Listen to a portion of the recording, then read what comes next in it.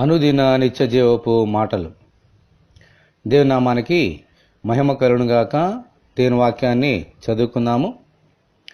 క్రీస్తు యేసు సంబంధులు శరీరమును దాని ఇచ్చలతోనూ దురాశలతోనూ సిలువ వేసి ఉన్నారు. గలతీయులకు రాసిన పత్రిక 5వ అధ్యాయము 22-23 వచనములు. మన ప్రభు అయిన యేసుక్రీస్తు లోక పాపముల నిమిత్తము తన సిలువను మోసుకొని గొల్గొతా కొండ మీదకి ఎక్కి ఆ సిలువ మీద తన ప్రాణాన్ని బలిగా అర్పించారు. దేవునికి స్తోత్రము, హల్లెలూయా.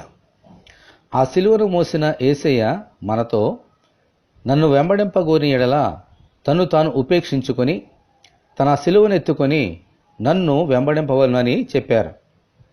క్రీస్తు యేసు సంబంధులుగా మనం ఉండాలి అని అంటే మనము కూడా మన సిలువను ఎత్తుకొని ఆయనను వెంబడించాలి. ఆ సిలువ మీద మన శరీర సంబంధమైన క్రియలను సిలువ వేయాలి. అయితే మన సొంత శక్తి చేత ఆ క్రియలను సిలువ వేయలేము. మన కొరకు సిలువను మోసిన యేసునందు విశ్వాసముంచడం ద్వారా మాత్రమే ఆ క్రియలను సిలువ వేయగలం.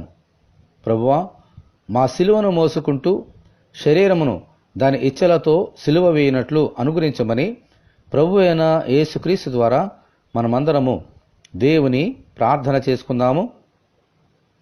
ప్రభువా, మీ కొందనాల తండ్రి, మేము ఈ లోక సంబంధులము కాము, మీ సంబంధులము.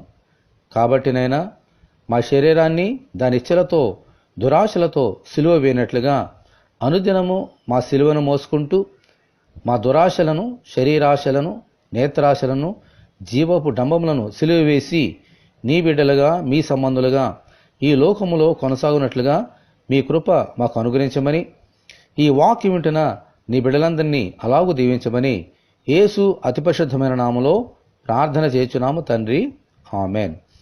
ప్రభువైన యేసు కృప మనకు తోడేయుండునుగాక. ఆమెన్. పరిశుద్ధ దేవుని మందిరం.